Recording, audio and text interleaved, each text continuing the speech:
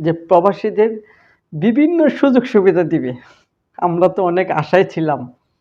আমরা যারা প্রবাসে ৫ বছর, ১০ বছর, ২০ বছর হলো আছি, আমরা অনেক আশা ছিলাম যে আমাদের ডক্টর ইউনূস স্যার আমাদের বিভিন্ন সেবা দিবে। হসপিটালের সেবা দিবে, স্কুল কলেজের সেবা দিবে। একটা থানা কোনো সমস্যা হলে আমরা গেলে যেন সবার আগে সিরিয়াল পাই বা বিভিন্ন সেবাই যেন আমরা পাই। এবং কি আমরা প্রবাসীরা যেন ভাতা পাই। উনি বলছিলেন কিন্তু দিবে। কই?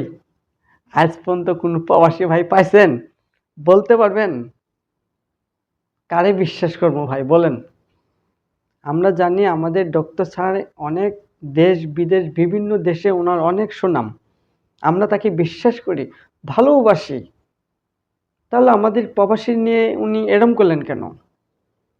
প্রবাসীদের সাথে ফুটবলের মতো লটারি খেললেন আমাদের সাথে। উনি কি করলেন? প্রবাসীদের জন্য এয়ারপোর্টে বিভিন্ন সেবা চালু করছেন। ধন্যবাদ আপনাকে।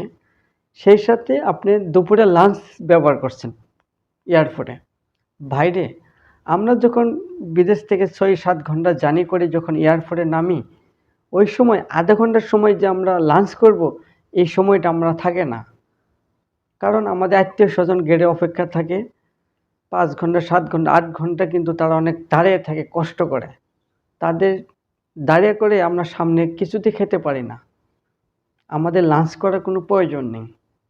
আপনি ওইটা করেন যেন প্রবাসীরা ১ লাখ, ২ লাখ টাকা, ৩ লাখ টাকার ভিতরে প্রবাসে আসতে পারে সরকারের মাধ্যমে। এটা চালু করেন, দালাল মুক্ত করেন।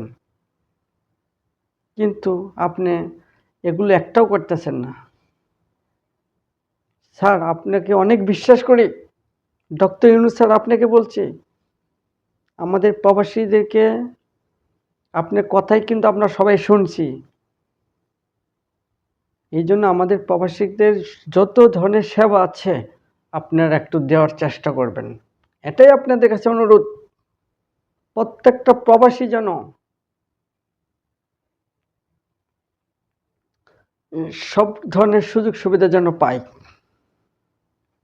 সেই সাথে আমরা রেমিটেন্স প্রতি মাসে যে বেতনটা পাঠাই আমরা বাংলাদেশে ব্যাংকের মাধ্যমে কিন্তু আমরা পাঠাই।